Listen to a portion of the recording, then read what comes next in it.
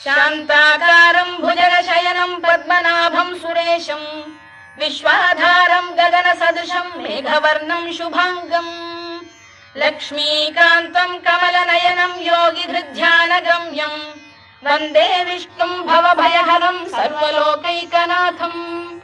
मेघश्यामं पीतकौशेयवासं श्रीवत्साङ्कं कौस्तुभोद्भासिताङ्गम्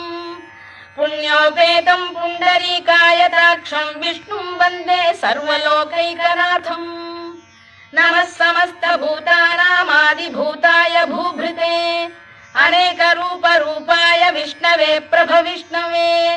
सशङ्खचक्रं सकिरीटकुण्डलं सपीतवस्त्रं सरसीरुहेक्षणं